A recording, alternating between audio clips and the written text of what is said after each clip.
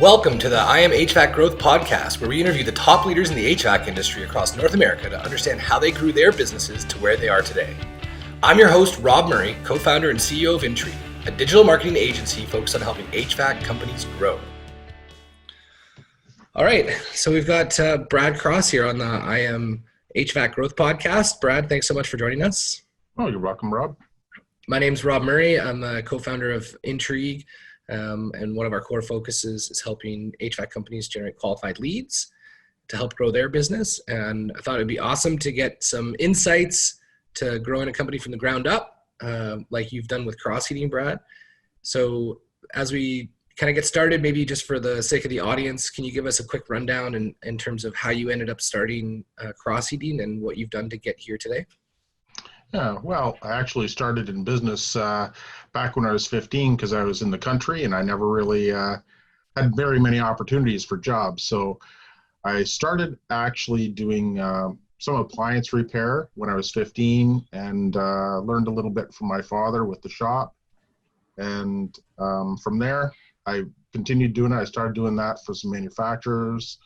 I went off to university for a little bit, and that really wasn't the direction I wanted to go or pursue. So I continued on with the appliances and found that I had a knack for repairs and just started doing a lot of service on gas work and got my license and did some refrigeration work, and that's how I started. And back in probably 94, 95 is when I started taking a lot of other training as far as technical, and continued on with doing HVAC. With the HVAC, I did a lot of it on my own, learned a lot of it on my own, and started hiring some co-op students, and we grew from there. Not always the easiest, but made a lot of mistakes along the way. And but again, this podcast isn't long enough to go into too much detail on that. So. And so we've been doing, got incorporated in 2008, and we did some work for some other companies, some contract work. We can discuss that a little later, and just started focusing not so much on the technical, but a lot more on the business side.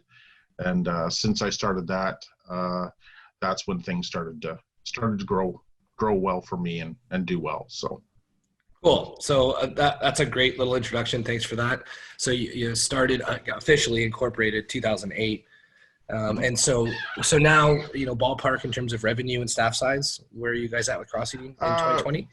Yeah, in 2020, we're at about 1.7 million, and we are at about, there's about 11 staff members right now. So yeah, that's awesome. Including a couple part-timers. So cool. Well, congratulations, man. You've done a great job with the business. You mentioned this idea around not focusing so much on the technical, but focusing more on the business. Can you just break that down a little bit further and tell me more about that?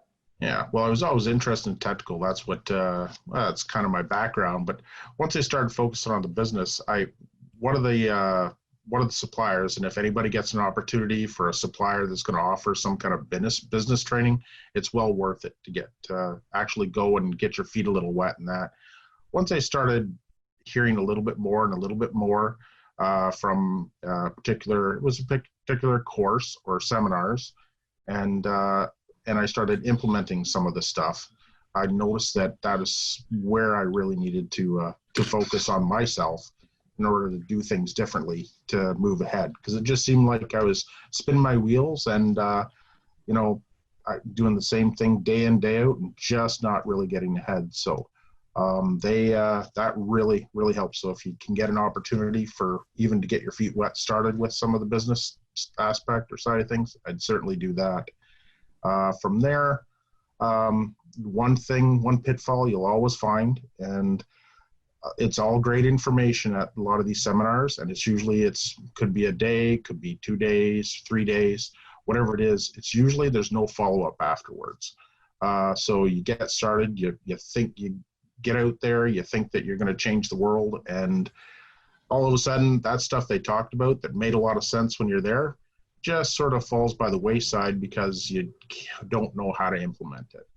One big thing that made a change for me is the Michael Gerber and the E-Myth. That was one that about processes in the business, and what I'd say is trying to make your business scalable. So lots of your staff, if you have a few staff, they think you're really strange and trying to get processes in place because they know, well, I know what I'm doing. I can, when I come in, I'll do that. Well, and then you're trying to make them follow a process or develop a process. And, but that's really the only way you can make it scalable, because soon that person isn't going to be able to do it all, and somebody else is going to have to do part of it. And then you got to try and train somebody to do it. Yeah. And there's nothing written down. So, but I've done Disney Institute training for customer service, Disney Institute training for employee engagement, and those are just day seminars, and everything was great to see. So, but after a while, I was still spinning my wheels. I felt a little bit growing. Went through a little period of subcontracting for somebody, and I was so busy and had more staff than I actually have now, but doing less revenue. And found that I just didn't have time to think about it, and I noticed that they were taking a lot of my time and a lot of my staff and generating basically very little revenue. So that does not sound like a good recipe. It's not a good recipe, especially if you're and when you don't have the time to actually sit down and run the numbers and see what's happening, and eventually you got to make that change, no matter how much it hurts. So, that's cool. Sorry, keep going. There was a lot there I wanted to just touch on, but that's great. Keep going. You go ahead and ask some questions there. Yeah, for sure. So, I mean, you mentioned a few things there. First of all, I didn't realize that the E-Myth was kind of one of the first books that kind of catapulted you. That was the first book at Intrigue we used that kind of opened our eyes to how much we didn't know about anything. Yeah. And the whole franchise prototype as a concept, and the idea of creating systems so that ordinary people can do extraordinary things. Has really always stuck with me, and it's one of the first books we actually get everybody at Intrigue to read when they get here, so they can understand the process mentality of making the system that works, as opposed to just the people that make it come to life. So it's a really easy read too. Yeah, well, it's like the parable, right? Like where they're talking about the lady that runs the bakery, and it's a great read. So I'm stoked that you brought that up. I didn't realize that was the kind of the precipice for both of our learning journeys. So that's cool. Yeah, sort of kicked me in the butt. Yeah, me too. It really just opened my eyes to what what you don't know, right? That's right. So you did mention something that I thought was really interesting. You've mentioned training a few times, but one, you went outside your industry. You went to Disney, and I mean, anybody watching this, they can't necessarily see it if they're on the podcast, but there's a picture of the Disney World castle behind you. But what made you decide to go outside of your industry looking for that type of training when it comes to, say, customer service with the Disney Institute?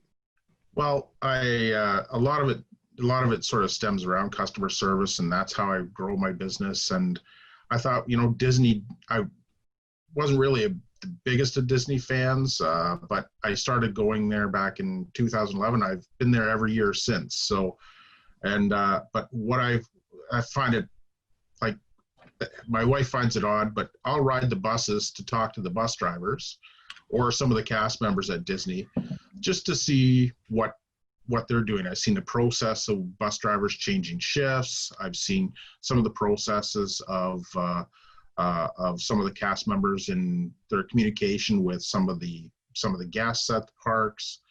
I just find that interesting, the way Disney does it. And Disney does it in a way that they have a really good customer experience. And I wanted to kind of bring that customer experience to a lot of my clients, and I feel that Disney's grown quite a bit from that experience. The Disney Institute training that I took was through DeGroote School of Business in McMaster, and it's usually a day, and it was up here in Canada because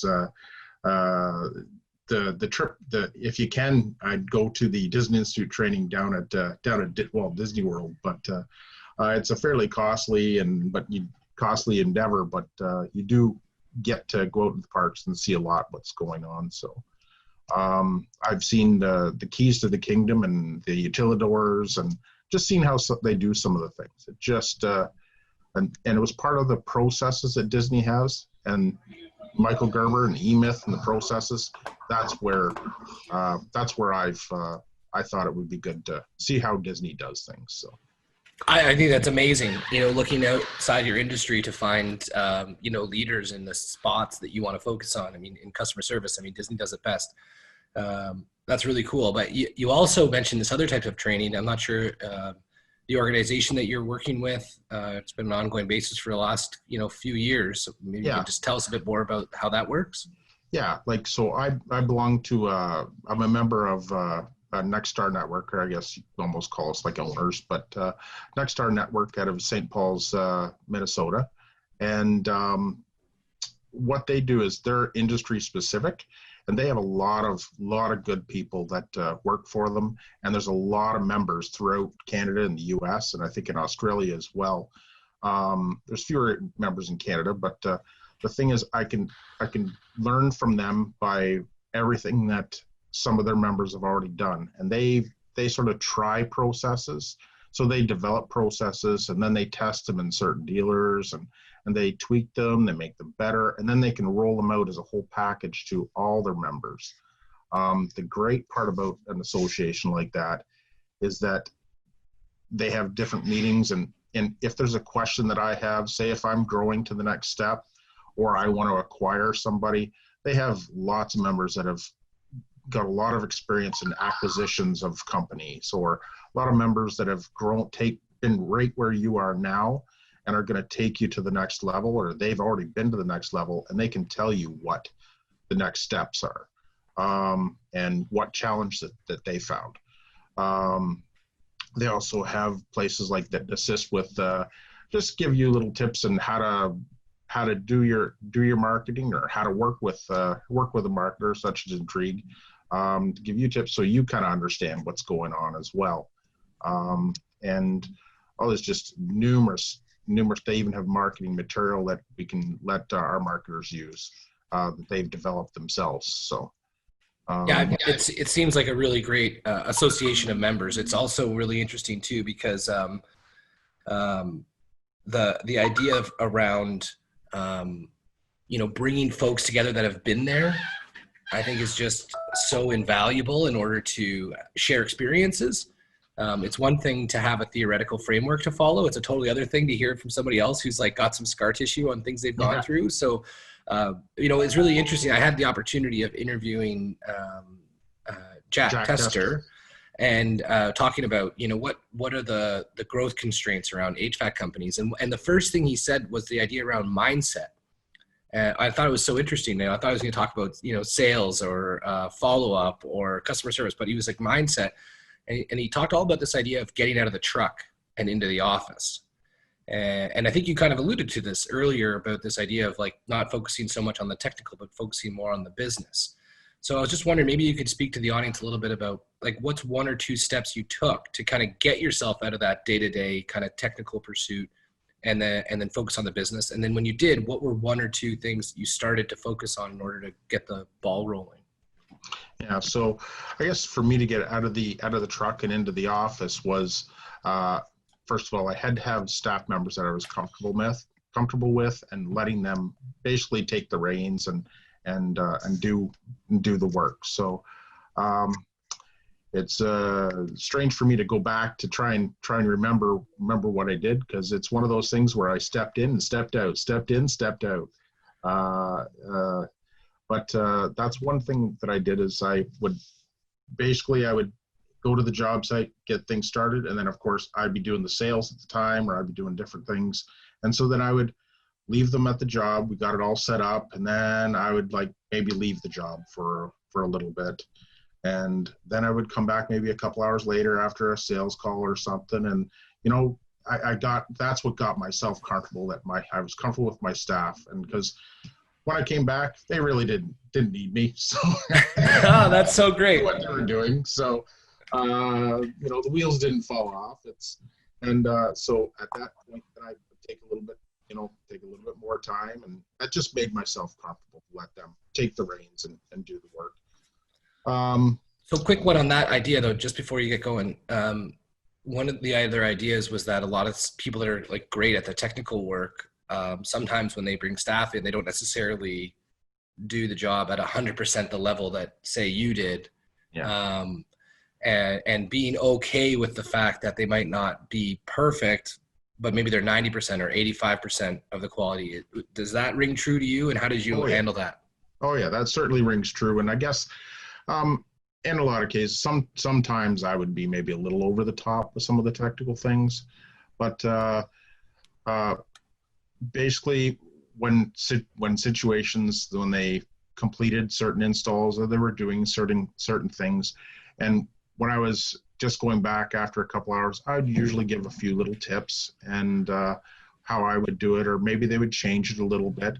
And as I just kept sort of mentioning, well, you did it that way, and that works fine, and that works good. But for myself, I would have done it this way. And until I started just giving my employees sort of the freedom in order to make a decision, and then after the fact, I know it's hard to after they make a decision, if you feel it's the wrong decision, it's hard to not explode. But a lot of times when something happens, you bring them back, you talk about it, and then you fix it. And it's not the end of the world as long as they learn from it. And most times employees aren't out there to stick it to you. So they want to do a good job, and they want to succeed as well. So I guess that's something in my leadership journey that I've learned to deal with people and learn to let people make mistakes, and learn to react in a way that's actually productive and not destructive. So That's good, man. That's so huge. And I think a lot of people struggle with that, and I see it a lot working with entrepreneurs where I'll be in a meeting and then their phone will be ringing the whole time because they're getting questions. What should I do? What should I do? What should I do? And they're answering the call and answering the questions, and then no one's really growing. Yeah. And a lot of times it still happens. They come in, and sometimes it's so quick to just tell them what to do. And a lot of times I have to step back and check myself and just ask them, well, what do you think we should do? And once I ask them that, then they might come up with an answer, and I might massage it a little bit and get them to think maybe a little bit more. Or 80% of the time, the answer they give me is, I say, well, that sounds good. Let's go ahead with that. So, and it just makes them feel a little bit more confident in themselves, and I get fewer questions. So, and it frees me up to do what I need to do in the office and focus on what I need to focus. Awesome. So when it comes to the focus of cross heating, a lot of HVAC companies, some of them are doing plumbing, a lot of them do commercial and residential. What's the main focus for you guys? Well, I looked at that. We used to do a little bit of commercial, and I used to do a bit of refrigeration and different things like that. Well, what I've looked at, I even did duct cleaning at one time. So, but looked at, and with when Nexstar kind of got me to think and focus on what I needed to focus on. And one of them is, my model of business is the residential service and retrofit business. And we basically, we're trained in customer service, and Nexstar helps us with that. And we're trained in customer service, how to deal with clients and customers, and how to understand their perspective. And we always want to understand the client's perspective, and try and make it all work for them. We don't go in with a fixed mindset. We don't go in with a sell mindset. We go in with a help mindset. And I feel we kind of have to, the money you don't need to worry about. You just want to go in, and you want to believe that you're truly there to honor and serve the client, and you're truly there just to help them. And if you're there to help them and you're not concerned about the money, if you put helping them first, the money will come. So it's a bit of trust you got to have, but with the whole system and the way it works. But That's awesome, man. And so there's a couple of things there. One about the help mindset, but the first one you talked about is this idea of your focus. And you talked about the residential service and retrofit Mhm. business. You used to do other things. So what was the idea around getting more focused? And then how did you come to that conclusion? Yeah. So the idea around getting more focused is that we can develop the systems and processes to deal with specific tasks and specific problems, and we do it very, very well. So, and it's repeatable. Everything we do is repeatable. Things are maybe a little different between clients, but it's generally it's repeatable, and it just gives the client a much better experience that we are focused on furnaces, air conditioners, and boilers and indoor air quality in homes specifically. And we used to even do a bit of agriculture, and there's nothing like being in a chicken barn working on something, and then having your technician go into somebody's $1 million house afterwards. So I'm sure that wasn't. I'm sure clients didn't really like that as well. So. That's cool. I mean, what I love about this is, I don't know if you remember the story of Southwest Airlines at all, but Mhm. they only flew 747s, and the reason they did that was because then every pilot that flew any plane for Southwest could fly any plane. Anybody who maintained any plane for Southwest could maintain any plane. All the policies and procedures and training manuals were all around the same plane, so flight attendants knew where everything was, and it just became a lot more simpler for them to execute. And so it just reminded me of that when you're saying that, because it makes it a lot more repeatable and Yep. scalable if you're focused, instead of trying to figure out how to do a Rubik's Cube every time you do a job. Yeah, trying to do everything. So, but yeah, no, and like from there, then the next focus is, I guess, is we focus on first of all our model, sticking within our model of residential retrofit and service, and the next thing is focusing on basically winning the day. Because if you win the day, you win the month, and then you win the year. So as long as you're focused on what your goals are, you'll get there. And you don't have to. You can have the big picture in way out there, but as long as you break it down into just looking, well, what do we have to do today? And we work with the team, get today's work done. And if we win the day, then you know what? We just keep winning the days, and then we've won the month. And then once we've won the month, and then keep winning the days, then we'll win the year, and we achieve our goals. So That's so awesome. I love the idea of just breaking things down to something that's visible, right? That it's easy for me to picture what winning today looks like. It's really difficult for me to look at what the year win looks like. So I love that perspective.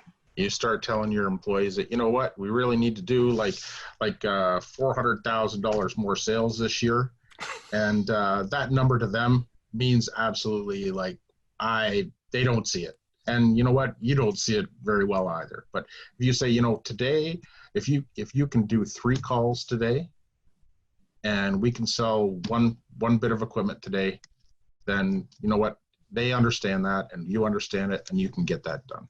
Yeah, and you can win the day. I love that.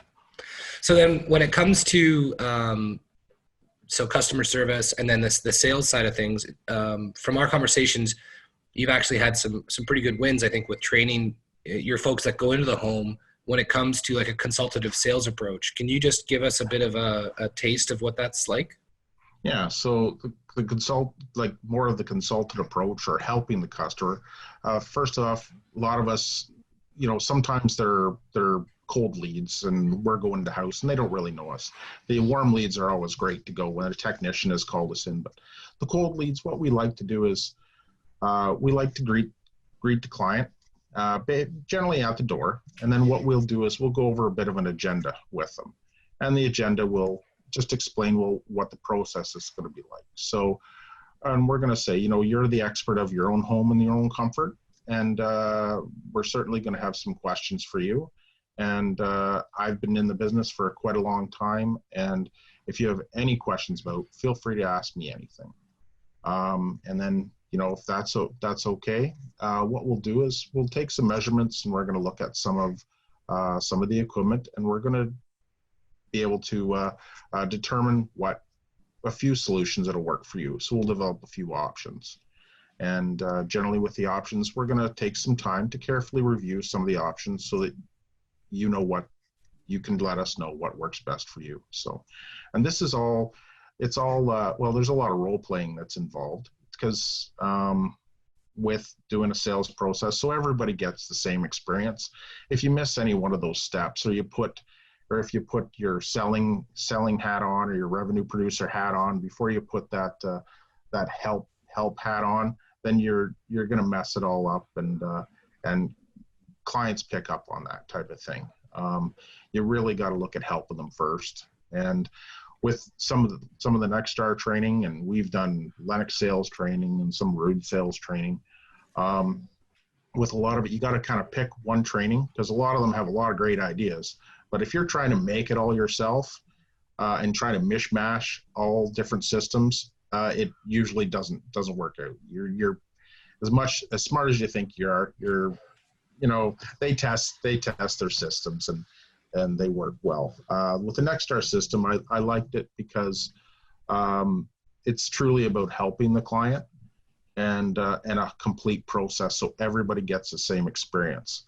And at the end, hopefully the client buys from us, but hopefully at least at the end, the client is more informed and has a clear mind at how to make their choice.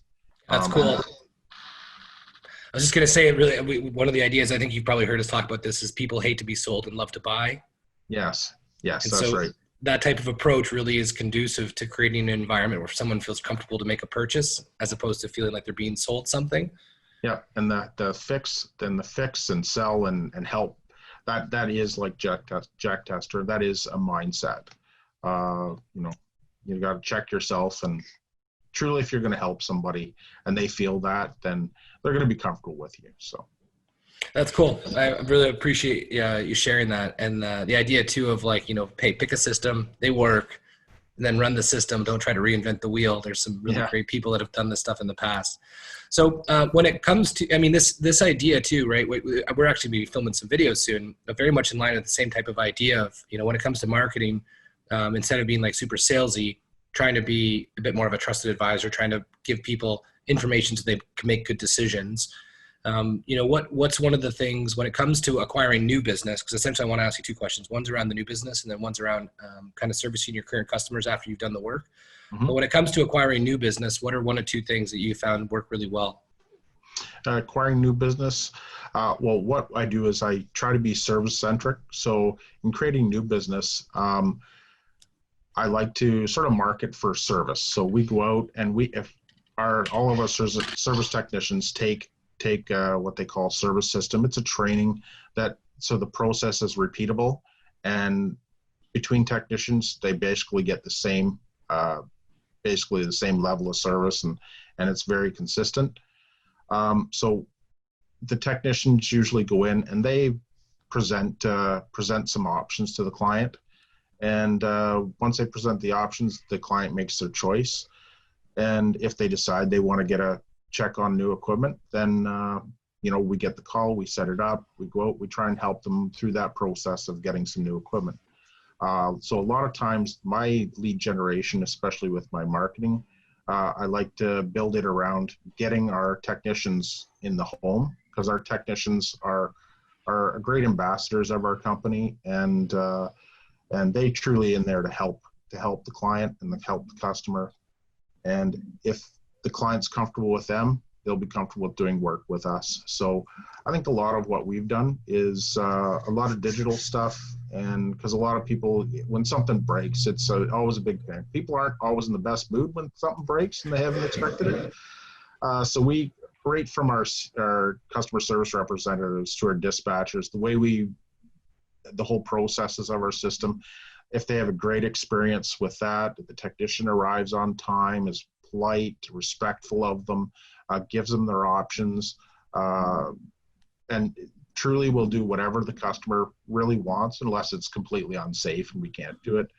But and we build the trust right from the CSR answering the phone, to the dispatcher updating them when the technician's going to arrive, to the technician greeting them, and then from there on, we're just going to build a whole bunch of bunch of good clients. And then with the digital and with the email marketing we'll be doing, I find that works very well to our existing customers. And I think we have a pretty good open rate on our email and some of the blogs we write. And I can usually see every month, every time an email newsletter goes out, I can usually see an uptick in some particular part of the business. Might be calls, might be requests for certain items. And so yeah, I think that's worked very well for us.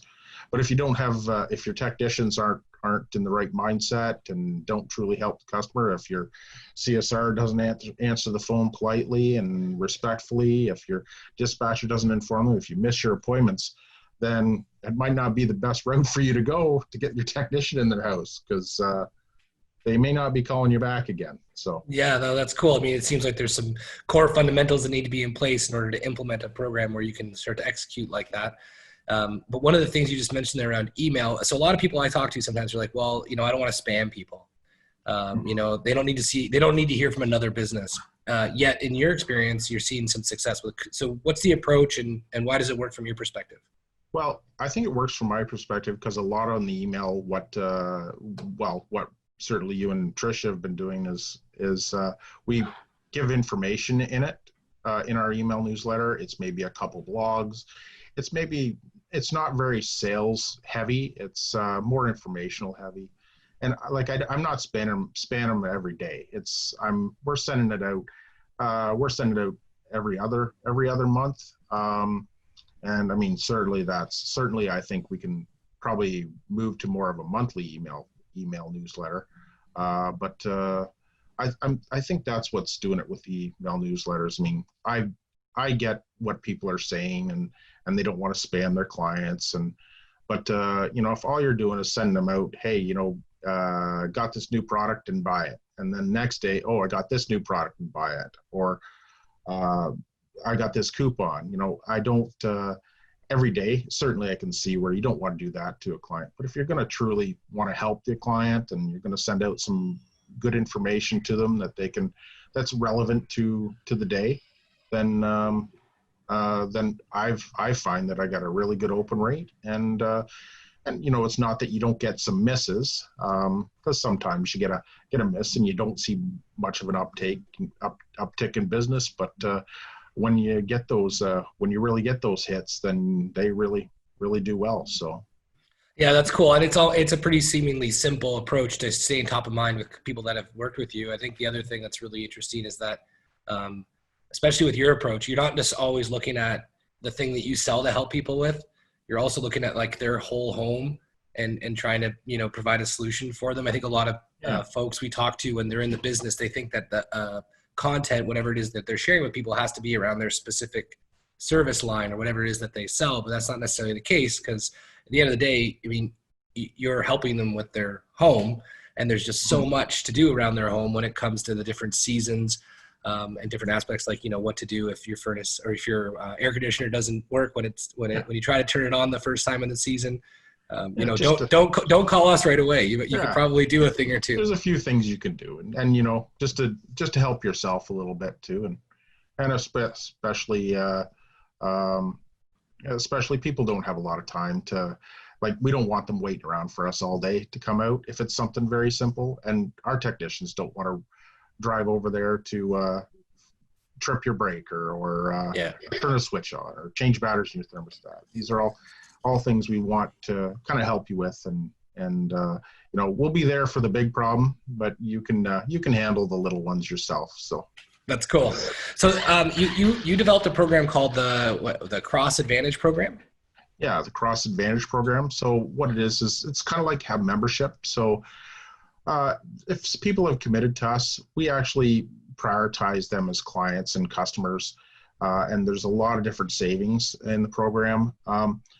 It's just with us, then we have a good record of what equipment a lot of our clients have. We can gear our stock to what parts we need for that particular equipment. And they're in our system, and And so when they call in, we don't have to get all the information. We have different things about, maybe what their dog's name is, or what door to go to, and kind of where to park. Just makes the experience a lot better for the customer. And we go out, we do inspections twice annually on their equipment to check it over, make sure it's safe. And that way it's basically on their time when things are getting looked at, and not on the equipment's time, because generally the equipment's time is not when you want to be sitting at home waiting for a technician to come and repair it. Yeah, nothing. Sorry, go ahead. So go ahead. Yeah, some of the other things are, say if people get repairs, they get discounts on repairs and discounts on particular service and particular services, and they get referral bonuses. And we also, in our program, where they get in a bit of a, every year that they're with the program, they get a bit of a, they build up a little bit of a credit, so that, when the time comes, there is a repair, there is that particular humidifier or whatever piece of equipment they want, then there's a little bit of money available for them. They can credit towards something new. So cool. So a lot of people have developed programs like this, maybe not as extensive as the one that you've seen. I've seen a lot of different variations. How have you gone about getting people enrolled, and how is that going? Well, generally what we do is it's generally with the technician. So the technician starts, and we mention it, and it's out there. But the technician, when he gets to the home, and it starts with a CSR. So when a person would call in, generally what would happen is they get their name, address, just to ensure that they're within our territory and it's something we can help them with. And then they look them up in the system, and they say, "Oh, so I see you're not a member, a CAP member," and they might ask, "What's that?" No, so that's something that the technician can talk to you about when they get to the home, and then so that's sort of the lead in, and gets them thinking about, well, there's something there, but they're not quite sure about it, and then a little bit of mystery, and then when the technician goes to the home, generally they'll look and they'll review at the door. They'll do a complete greet, and they'll review at the door what the issue is they're having. They'll say, "I see you're not a CAP member," and then they might ask the technician again, "Well, what's that about?" He says, "Well, we can talk about that later, and we'll mention that." And generally, when it's all completed, and the technician will write down they asked about it. So at the end, the technician will talk. We'll say, "And you asked about a CAP member, and about their CAP membership," and they can show them a brochure, and this is what it gives you, and what benefits you'll have. And generally, if they were a CAP member, there's a bit of discounts they would head for that repair that day. But truthfully, the technician really has to wow them first, and sort of be, if the technician doesn't provide them with the best level of service, you can't ask them to be a forever customer of yours. It's no point trying to sell it. Right? Lots of companies try to sell it over the phone or the first thing when they get in the door. Well, you know what? You'll get a discount on the repair today if you're a CAP member. Well, we've told our technician that is not the right approach. The right approach is to ensure that you've provided them with such a high level of service that gives you the right to ask them to be your forever customer. Because if you provided that, then you know what? There's no point. They're not gonna marry you if you don't present it properly in the first place. So, and it's going well. It's going well. So I mean, it can always go better. But sure, of course. So then, to wrap up, then, what's one kind of pain point, mistake that you've made over the last, say, 12 or so years that if you could go back, you'd do differently that you might want to share with some other folks that are looking to grow? Yeah, well, to go back is it's a challenge I'm very skeptical, and sometimes you almost have to trust some people to actually, and it's not I'm not talking about your employees. I'm talking about other other companies, such as your marketing company. Sure. And even like with me, it's even with the association I belong with. Some of the stuff that they're telling you, I mean, they don't beat you over the head and tell you you have to do it, because ultimately it's your business. But there's a lot of things that I don't jump on right away, and I drag my feet on and drag until I kind of get pulled through it, such as maybe doing videos and stuff like that. So, the other thing is about lead generation sites, like, oh, well, that's going to cost me $150 a month. I don't want to do that. Well, I hired a lead generator site, and I've been seeing like a number of leads from them every month, and I'm wondering, why the heck did I not do this a long time ago? And so that's part of the mistakes and then the same thing with Nexstar. I looked at the cost of becoming a member, and of course they were great, because they didn't, they don't push it. They're not pushy about selling memberships or pushy about you becoming part of their network. But finally, when I finally got to the point and I pulled the plug and I let it go, I've immediately started to see a change in myself and seeing where direction the company could go. And the first thing they always do is they take you have to go to your first to a leadership training session, and that was pretty eye-awakening. And so that's, maybe getting a little bit off topic there, but that leadership training was a good eye opener for me, because it was in the room, and I can still vividly remember it. You were given specific times. It was 3 days long, and you're given specific times you had to be back in the room with phone down, quiet, sitting, ready to start. And they're very adamant about that. And the first day, I remember, because you'd have to put money in a pot if you were late. So you'd have to put, and it was American. So I think the first day, I think it was $10. The second day was $20, and the third day was $30 in the pot, and it went to a particular charity. So the first day that I was there, they put up on the board, they say, oh, you got to be back in 10 minutes and 17 seconds. And then you can go out, you can get your break and take a bathroom break if you need it, or grab a drink or something to come back into the room, but make sure you're sitting down in that chair. Well, one guy came into that room that day, and he was running because you were actually assigned a partner. So you had a learning partner. And if it's not only you paying the $10 into the pot, it's your learning partner that this person you just met had to pay $10 into the pot if you were missing. So I remember the one guy coming in, he had like he had a device for hearing in that, and he was an older gentleman, and I seen him coming into the room, and he was running to get into seat because the timer was coming down, and the time went down, and he was just almost to his chair, and he almost dove for his chair, and when he hit his chair, it was on wheels, and it flipped out underneath him, and he landed on the ground. And so the instructor was up there, and he's looking at him very concerned, going, "Oh my gosh, are you okay?"